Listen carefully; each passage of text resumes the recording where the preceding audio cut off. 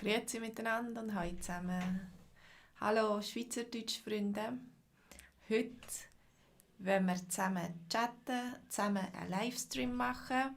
Also meldet euch, wer ihr seid, woher ihr kommt.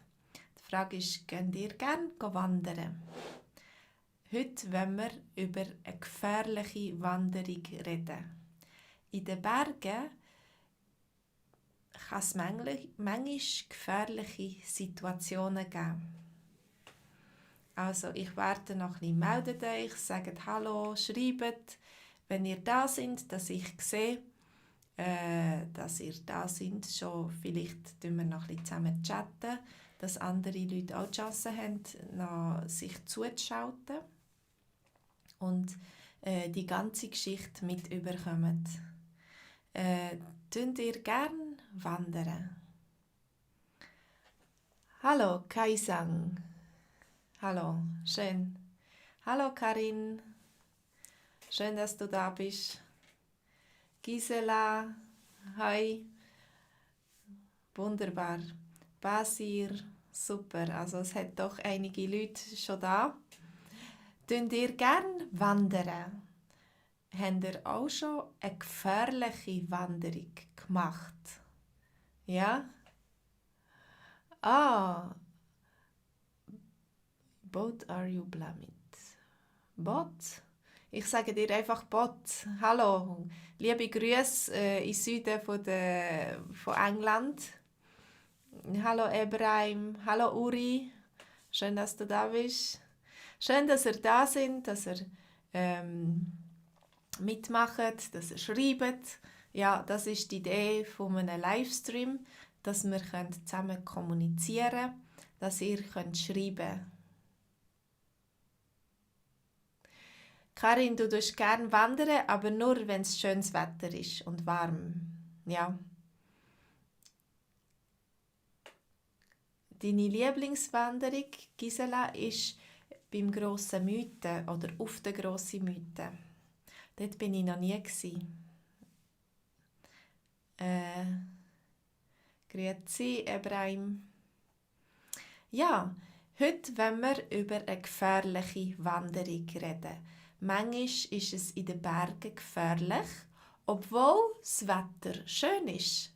Die Sonne scheint, es ist warm und es kann gefährlich sein. Ja? Hello Bruce aus New York. Oh. Ja. Also Gisela tut uns den grossen Mythen empfehlen. Für alle die noch nicht wissen, was sie das nächste Wochenende machen wollen. Vielleicht könnt ihr euch dort auf dem grossen Mythen treffen und ein bisschen Schweizerdeutsch reden. Hallo Wissi, hallo Olivia. Ja, also es kann gefährlich sein, wenn zum Beispiel vorher ein Unwetter war und nachher die Wege kaputt sind, Grau rumliegt. Ja, hallo Maria. Viel Glück mit dem Schweizerdeutsch. Hallo Victoria.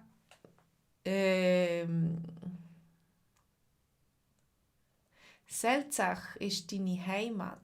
Selzach, ich kenne das nicht. In welchem Kanton ist das? Bern oder?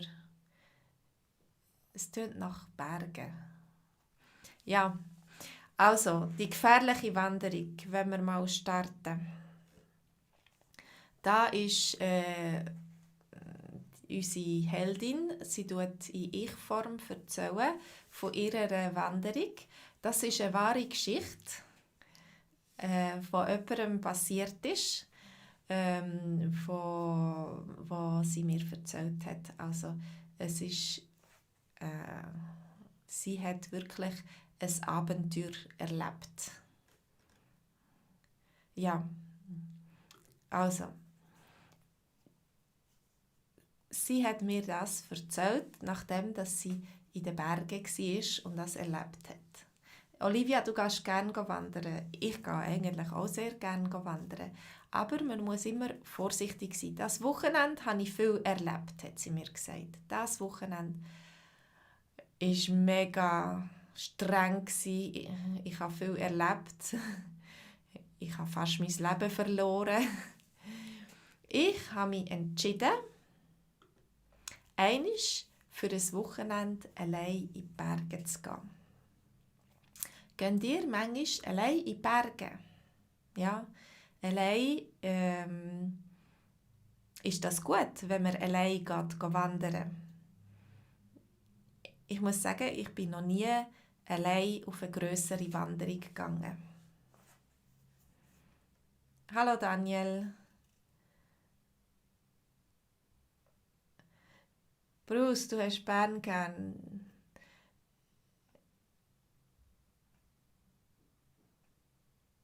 Basir, du kannst jetzt zuerst mal zulassen und versuchen wiederholen. Bücher gibt es nicht so viel, es gibt auch, aber man tut eigentlich nicht richtig Schweizerdeutsch schreiben. Ja. Also machen wir weiter. Sie ist allein in die Berge gegangen.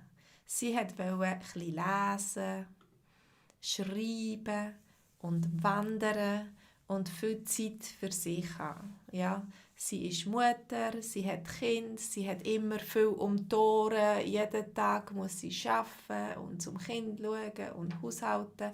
Und sie hat einfach mal eine Pause wollen. Kennt ihr das? Ja, ich habe auch gerne manchmal eine Pause. Einfach mal Zeit für mich. Ja. Allein in die Berge gehen ist eigentlich gefährlich, ja. Man sollte vielleicht auch nicht zu weit weg, vielleicht wenn viele andere Leute auf diesen Wegen laufen und so, dann ist es vielleicht nicht so schlimm, aber wenn man nicht irgendjemand ganz weit weg geht, dann nachher ist es vielleicht gefährlich. Mindestens 2 Personen, würdest du sagen, Gisela? Ja. Olivia, du schätzt es auch, wenn du Zeit für dich hast und ein bisschen kannst chillen, ein bisschen kannst, entspannen. Ja. Also sie ist aufs School gegangen, ins Graubünden, ins Bündnerland. Ja, ins Bündnerland. Sie ist aufs School gegangen und hat sich auch vorgenommen, jeden Tag zu wandern. Und sie hat eine schöne Wanderung geplant. Ja. Aber in den letzten Sekunden, bevor sie gegangen ist, hat sie noch den Hotelier gefragt, was er empfehlen kann. Was wäre eine schöne Wanderung, etwa 2-stündige Wanderung von da in dieser Region. Ja. Und er hat ihr etwas empfohlen. Das ist immer gut, wenn man Einheimische fragt, ja, und sie können einem etwas empfehlen. Sie kennen die schönen Orte, sie wissen, wo es weniger Touristen hat, wo es mehr Touristen hat. Hallo Bogdan. Ja, und man kann immer fragen, können Sie mir etwas empfehlen? Kennen Sie eine gute Route? Ich weiss nicht, zum Beispiel, wenn du kleine Kinder hast, kannst du fragen, eine gute Route, wo man mit dem Wägeli gehen kann oder wo es nicht steil runtergeht oder eine gute Route, wo man am Schluss ein Restaurant hat und gut essen kann.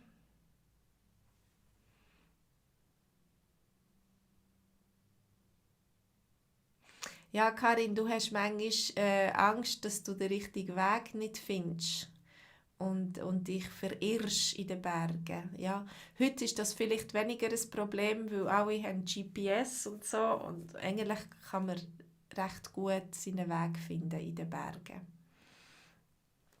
Ja, also sie hat ihn gefragt, ob er etwas empfehlen kann. Ja. Und er hat dann eine schöne Wanderung empfohlen und hat gesagt, dass wenn ich erzähle, was jemand anderes gesagt hat, dann kann ich in der indirekten Rede reden. Ja, dann kann ich sagen, er hat gesagt, das sei eine 2-stündige Wanderung. Ja, ich weiss es selber nicht, aber er hat gesagt, das sei eine 2-stündige Wanderung. Ja, es hatte zwar ein paar Tage vorher ein Unwetter gehabt, Achtung, Achtung, es hat ein paar Tage vorher ein Unwetter gehabt. Genau, Ali, Sig ist sei. Mhm.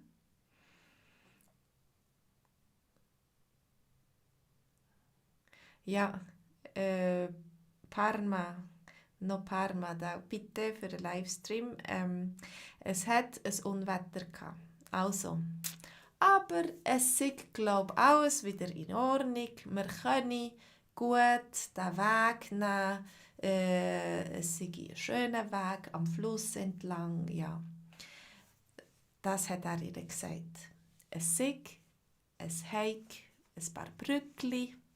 Ja, es sei alles in bester Ordnung. Ein Unwetter.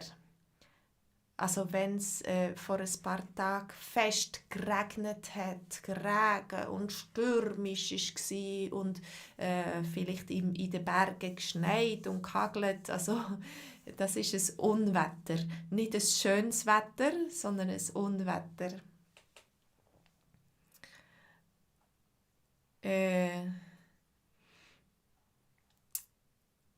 Also, es hat ein Unwetter gehabt. Sie hat ihm vertraut. Er hat gesagt, es hat ein Unwetter gegeben, aber es ist alles in Ordnung. Sie hat ihm vertraut. Ja? Sie hat gedacht, das ist ein Einheimischer, das ist ein Mann von da, der weiss, wie es ist in den Bergen, der weiss, wie es aussieht. Ich kann ihm vertrauen. Ja? Ich vertraue auch häufig den Leuten, wenn sie mir sagen, das ist ein schöner Weg, das ist ein guter Weg. Ja? Neserin, du musst einfach aufpicken, so viel wie du kannst. Das ist ein bisschen für Fortgeschrittene schon, aber du kannst sicher auch etwas lernen. Ja, nach 2 Stunden ist sie aber dann an eine Absperrung gekommen. Der Weg war gesperrt, sie hat nicht weiter können. Sie hat nicht weiter können. Nach 2 Stunden bin ich an eine Absperrung gekommen. Ja, was machst du jetzt?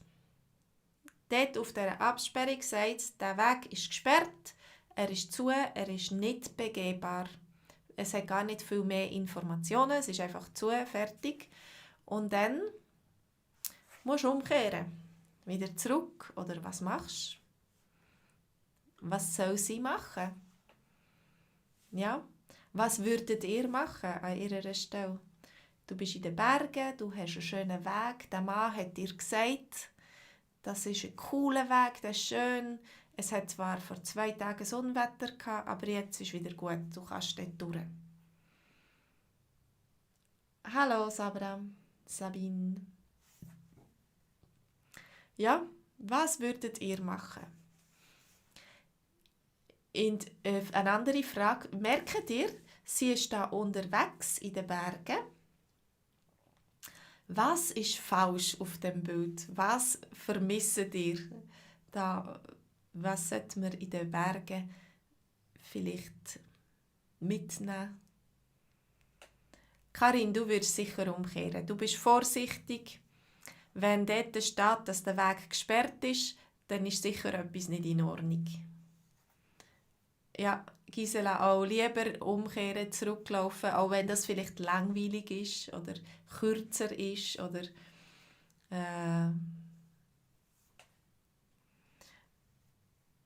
ja, Olivia, du würdest nach Hause gehen.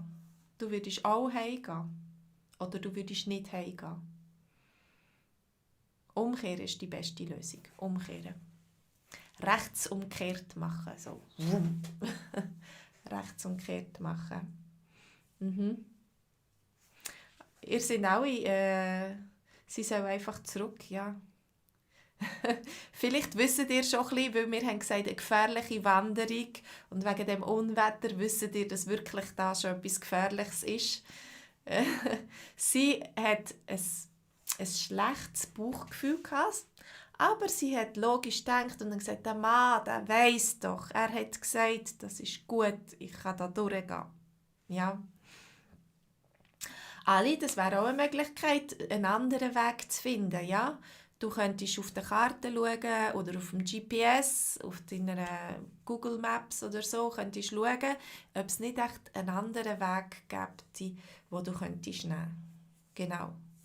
Du könntest suchen, ob du vielleicht anstatt rechts ins links gehst und dann oben durch, anstatt unten durch oder so. Ja. Aber sie hat dort nicht viele Optionen gehabt. Ihre Option war, entweder umzukehren oder den gefährlichen Weg zu nehmen.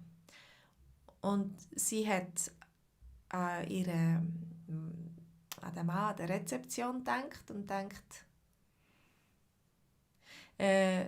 sie würde es versuchen. Es hat auch nicht so schlimm ausgesehen, ja. Es war okay gewesen. Es hat ein paar gebrochene Bäume gehabt. Es hat ein bisschen Steine gehabt, aber es hat noch nicht so schlimm ausgesehen. Ja, Bruce, das tun wir aufnehmen und dann später kannst du noch einmal anschauen, was wir da besprochen haben, was wir zusammen gemacht haben. Ja, also umkehren.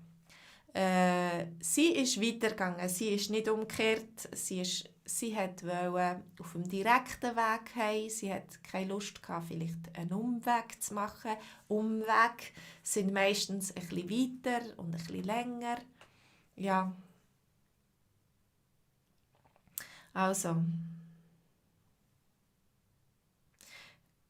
sie ist weitergegangen und irgendwann hat sie dann gemerkt, ist es immer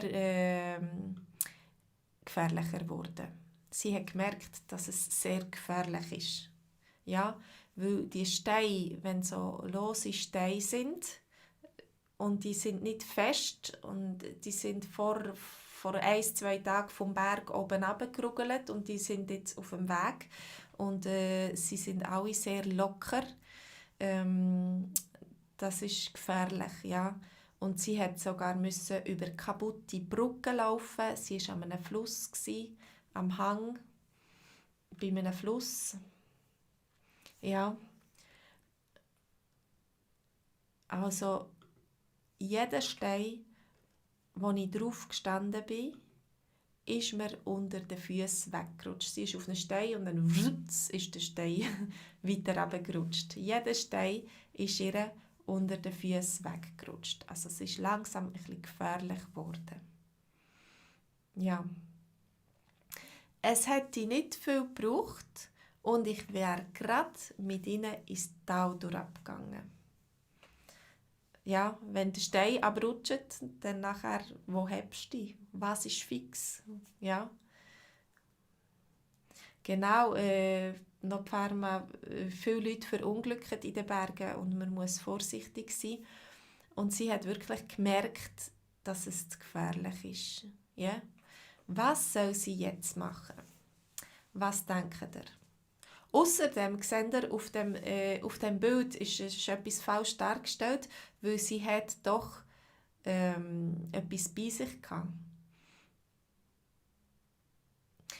Man braucht richtige Schuhe, genau, Karin.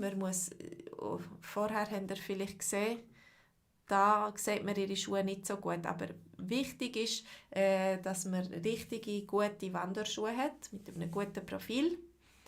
Und dann, was braucht es noch?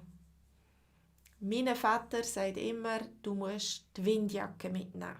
Auch wenn es schön ist und wenn es heiß ist und wenn es nicht regnen und alles mögliche. Mindestens eine Jacke, ein Pulli oder etwas musst du mitnehmen, weil in den Bergen kann das Wetter plötzlich ändern.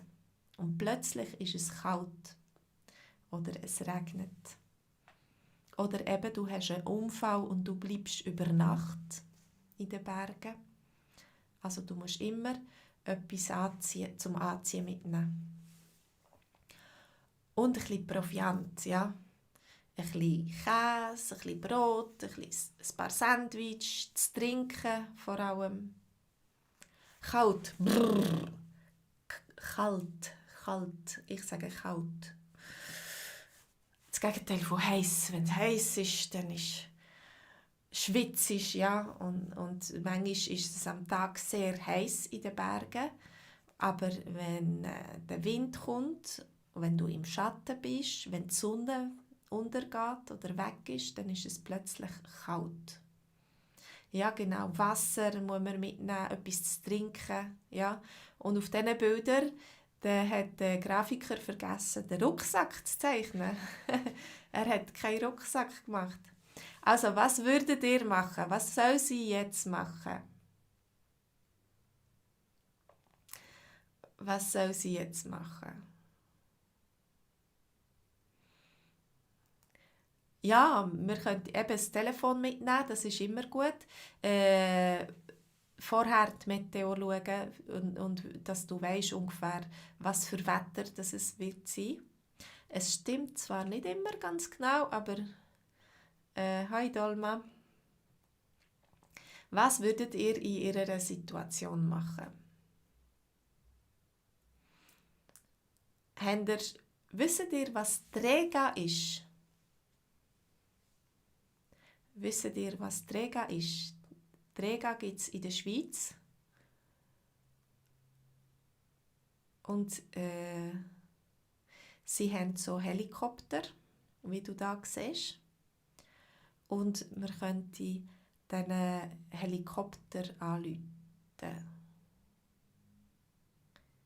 Genau, Ali, 1414, das ist die direkte Telefonnummer zu der Rega. 1414. Genau. Man kann auch um Hilfe rufen, man kann rufen, so laut wie möglich. Aber wenn die Leute zu dir kommen, ist vielleicht dann nicht ideal, wenn sie sich auch in Gefahr bringen. Aber vielleicht können sie Hilfe holen. Oh, Ali, du hoffst, sie hat eine Versicherung. Hast du das Gefühl, das könnte kosten? Das ist doch ein Service. Ja, ich glaube, sie hat eine Versicherung. Ja, was soll sie jetzt machen? Also, Ali, du meinst 1414 anrufen, der Rega, oder so allgemeine Notrufnummer ist 112. Das ist so international 112.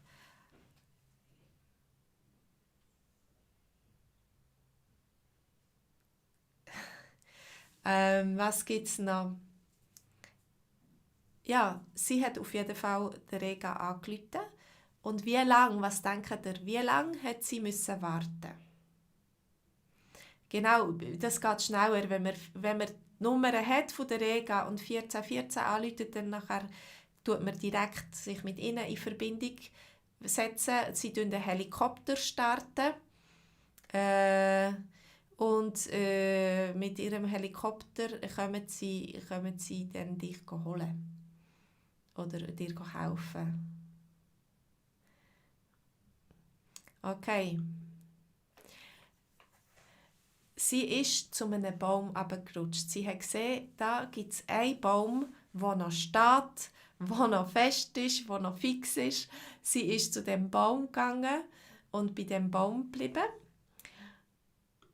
Und dann hat sie den Rega angerufen. Rega ist die Rettungsfluggesellschaft, die in den Bergen Menschen retten. Sie transportieren zum Teil auch mit Helikopter transportieren, Patienten transportieren oder so. Ja.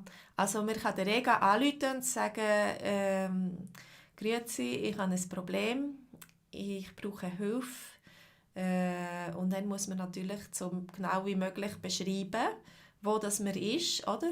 Man kann auch ja mit WhatsApp oder mit dem Google Maps kann man seine Dings teilen, die Lokalisierung, wo man genau ist. Das ist natürlich heute super. Dann sehen sie genau auf der Landkarte, wo du bist, wo sie dich holen müssen.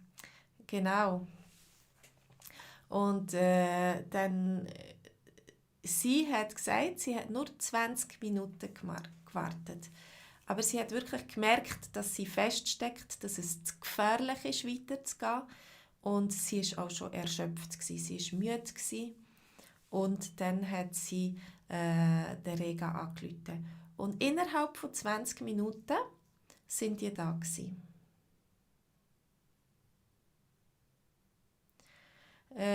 Noch Pharma, man sagt eigentlich immer Rega, Rettungsflugwacht oder irgendwie so heisst das ganze Wort, aber ich bin gar nicht sicher, für was das alle die Buchstaben stehen. Ja. Okay, also wichtig ist, wenn man in die Berge geht, dass man vielleicht das Zweite geht, dass man das Telefon mitnimmt, ja, Proviant mitnimmt, eine Jacke mitnimmt und dann gut auch auf die Schilder achtet, wenn es heisst, stopp, da kann man nicht weiter, besser das befolgen, anstatt dass man sich vom Weg abkommt oder dass man sich in eine gefährliche Situation bringt.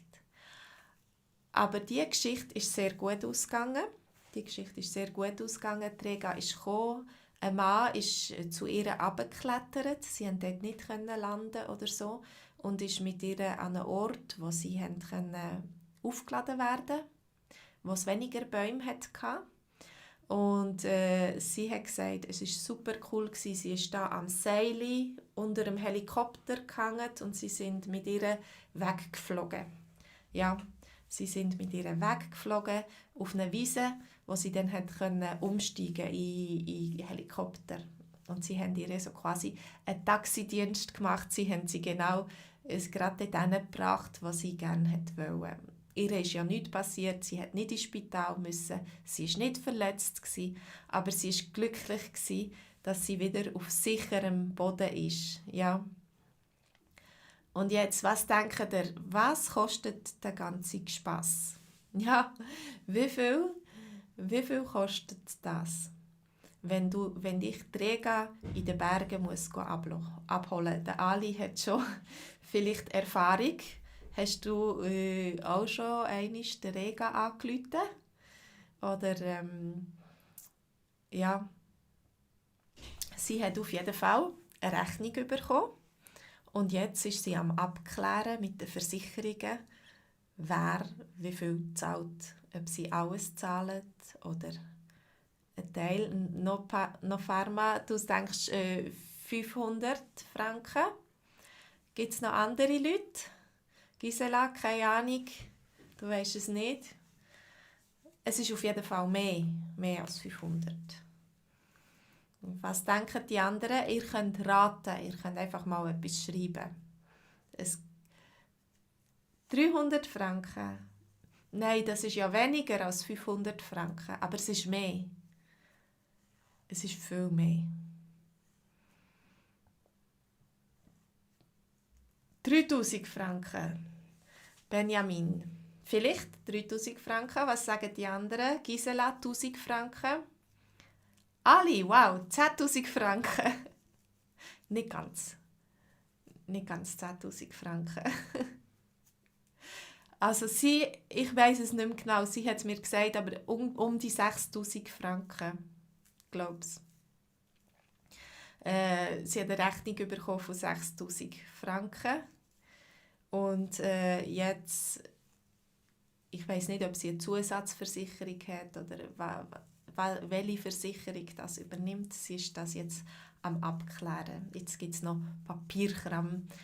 Aber Adina, ja, du bist schon ein bisschen näher, 4'000, noch 2'000 mehr. Das ist sehr viel, ja. Das ist viel, aber das ist gutes Personal. Sie sind alle Zeit bereit, in der Nacht, am Tag. Sie haben 15 Helikopter in der ganzen Schweiz, etwa, ich weiss nicht mehr, plus minus, ja. Und es sind 3 Personen, die immer mitfliegen, ja. 3 Personen, die Helikopter, Wartung, die Zeit, wo sie warten, wo nichts passiert, wo sie auch bezahlt werden. Das ist alles sehr teuer.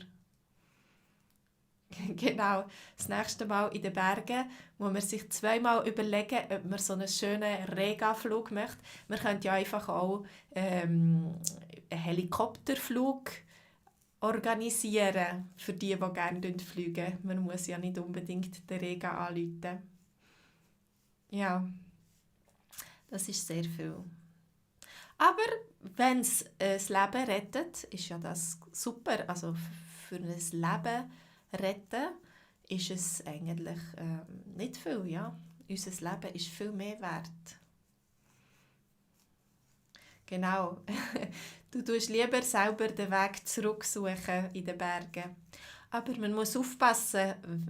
Manchmal ist es besser, man tut den Rega anrufen und halt die 6'000 Franken zahlen. Oder sehr wahrscheinlich ist ja die Versicherung, die es zahlt. Ja. Und dann kommt man unverletzt und heil wieder heim. Das ist auch gut, oder? Ja. Also, habt ihr auch schon einmal den Rega müssen anrufen? Habt ihr oder irgendeinen anderen Unfall gehabt oder etwas? Der Ambulanz oder der Feuerwehr? Also, wisst ihr noch, was das für Telefonnummern sind? Ja, 1414 Rega 112 der Notruf, der generelle Notruf. Ali, du hast die Ambulanz geholt und du hast 700 Franken müssen zahlen. Oder vielleicht deine Versicherung, hoffentlich, hat die 700 Franken gezahlt. Ja, das ist sehr spezialisiert. Spezialisierte Ausrüstung haben die. Sie müssen für jeden Fall gerüstet sein, ganz viele Sachen mitnehmen. Genau. Du hast nur die Rega gesehen, ja. Die Rega sieht man manchmal, wenn sie fliegt, Einsätze hat in den Bergen.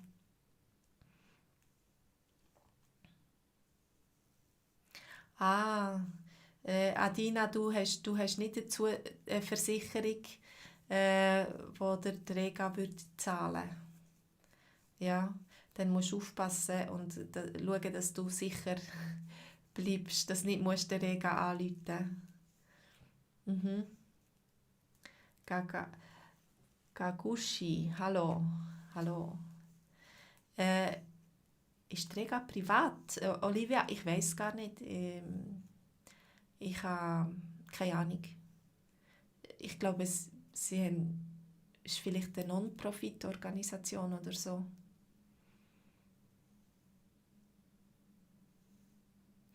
Daniel, du denkst, es ist besser, statt in die gefährlichen Berge zu gehen, in eine Stadt oder in einen Wald wandern.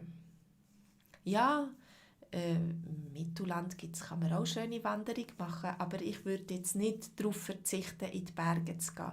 Aber wenn man in die Berge geht, auch wenn es eine ganz einfache Wanderung ist, muss man einfach gut ausgerüstet sein. Gute Schuhe, eben Proviant, ein Rucksack, Jacke, etwas Warmes, Telefon ist immer gut. Hallo Flavio. Dich gut ausrüsten, dich gut informieren, mit anderen Leuten zusammengehen. Und es gibt sehr viele, sehr einfache Wanderungen. Du kannst ja auch in der Nähe bleiben, wo es Restaurant hat oder wo es Bähnchen hat, wo du mit dem Bähnchen kannst gehen. Aber es wäre schade, wenn wir jetzt nicht mehr in die Berge gehen würden, nur weil etwas passieren könnte.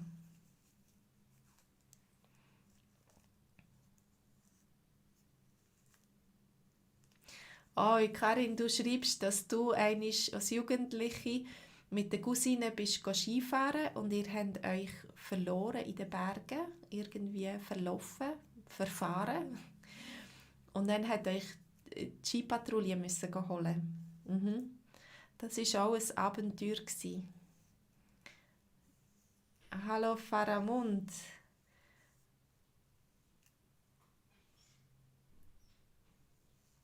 Okay, Faramund, du kannst das gut zulassen. Du hast ein bisschen übersetzt auf Englisch, aber du kannst auch später den Film noch einmal schauen, online und dann wiederholen. Das ist auch gut. Ja?